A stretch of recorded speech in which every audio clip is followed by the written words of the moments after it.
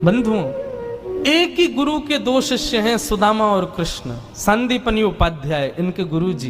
लेकिन एक शिष्य सोने की नगरी का राजा है और एक शिष्य एक फूटी सी झोंपड़ी में रहता है। ऐसी गुरु कृपा, यदि ऐसी गुरु कृपा हो तो सबका विश्वास ही उठ जाए गुरु कृपा से। एक बार संदीपनी विद्यालय में जब कृष्ण सुदामा पढ़ते थे तब भृगु ऋषि पधारे, सबसे क्रोधी ऋषि के गुरु मां से भिक्षा मांगी, माते भिक्षाम देही, माता भिक्षा प्रदान करो। मां ने मन में विचार किया कि अभी सामग्रियां तो इतनी नहीं कि मैं भिक्षा दे सकूं। मना कर दिया, बोले भगवान आप कल आ जाना, आज तो भिक्षा के लिए सामग्री नहीं है, शाम को जब आ जाएगी तो कल आपको प्रदान कर दूंगा। नेत्र बंद करके उन्होंने ध्यान लगा करके देखा, क्या इतनी बड़े गुरुकुल की रसोई में कुछ भी नहीं है। उन्होंने पाया कि वन जाने वाले बालकों के लिए पोटली में मैया ने चने रख रखे हैं कि जो बालक वन में जाएंगे, पुष्प तोड़ के लाएंगे, लकड़ी तोड़ के लाएंगे, वो चने खा लेंगे वन में जाएंगे तो, उनके लिए चने रखे थे। भृगु ऋषि बोले बालकों की ज्यादा चिंता है, एक ऋषि द्वार पर आया उसकी चिंता नहीं। थोड़ी दूर जाकर के अपने कमंडल के जल से श्रापित कर दिया, जो भी उन चनों को खाएगा वो लक्ष्मीहीन हो जाएगा, उसके जीवन से लक्ष्मी चली जाएगी, वो निर्धन हो जाएगा। जिस समय भृगु ऋषि श्राप दे रहे थे, सुदामा जी वहीं एक वृक्ष के पीछे बैठ करके कुछ पुष्प तोड़ रहे थे। जैसे ही श्राप दिया, सुदामा जी पहले तो चाहते थे कि मैं जाकर के ये संकेत कर दूं कि भाई उन चनों को मत खाना, उनको शाप लगा है।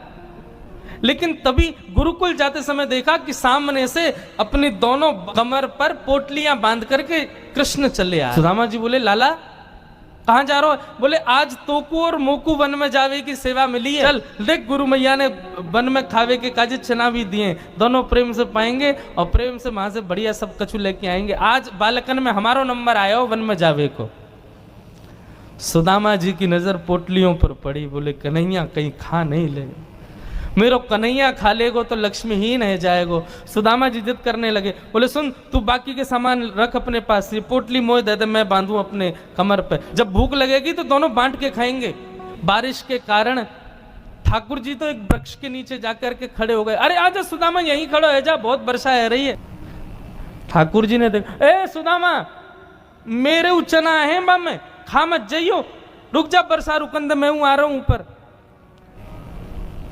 इस कृष्ण उस दिन तो सोच रहे थे कि सुदामा तूने एक बार भी विचार नहीं किया कि मेरे भी चने थे उसमें, पा गया। सुदामा जी क्षमा मांगने लगे, बोले माफ कर दे लाला, भूख ज्यादा लगी हमारे, खा गए हो। लेकिन सुदामा जी महाराज फटी टूटी झोंपड़ी में रहते हैं, उधरी हुई धोती पहनते हैं, अन्न जल का तो कोई ठिकाना ही नहीं है, ऐसे घर में रहते हैं। पत्नी बोली द्वारिकाधीश आपके मित्र हैं, आप सुदामा जी बोले कहीं मेरी दशा देख करके कोई ये ना सोचे गरीब है भिखारी मांगने आया, इसलिए मुझे अजीब लगता है ये कि मैं कृष्ण का सखा हूं। अब कृष्ण तो बढ़िया राजकीय वेश में रहता है, अब मैं ऐसे रहता हूं, कोई मुझे देख करके कहीं ये ना सोचे ये कैसा सखा ठाकुर जी का, इसलिए मुझे लगता है कि मैं यहीं से ही उनको भज लूं, उनके पास ना जाऊं। सुदामा जी की पत्नी ने सौगंध दे दी, तुम्हें मेरी सौगंध है, जाओ द्वारिकाधीश से मिलके आओ। पत्नी ने 4 घरों में जाकर के अलग अलग एक एक मुट्ठी चावल लिए जानबूझ के, क्यों? ताकि जब ये पोटली द्वारिकाधीश देखेंगे तो अलग अलग प्रकार के चावलों को देख के पहचान जाएंगे कि एक दाना भी, थोड़ी तो कृपा करेंगे मेरे ऊपर। तभी एक व्यक्ति से बोले भैया द्वारिका नगरी कितनी दूर भी आते? सुदामा जी महाराज बोले भले पधारे भैया द्वारिकाधीश, अला तू वैसे तो हमारे हृदय में बैठो है, चल के तो हम पता ना कब पहुंचेंगे, लेकिन लाला तेरी अगर इच्छा हो तो तू ही बुला ले अब मोकू। भगवान की सुदामा जी की थोड़ी मैत्री चर्चा हुई। सुदामा जी से भगवान ने पूछा सुदामा जी ब्याह हो गए आपके? बोले हाँ लाला है गयो ब्याह। मेरी छोड़ लाला, तू बता तेने ब्याह कर लियो?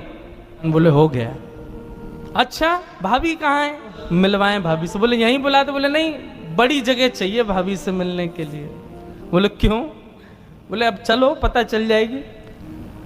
सुदामा जी वापस लौट करके जब आए तो कुटिया की जगह बड़े बड़े महल खड़े थे। सुदामा जी मंदिर डर गए। महल में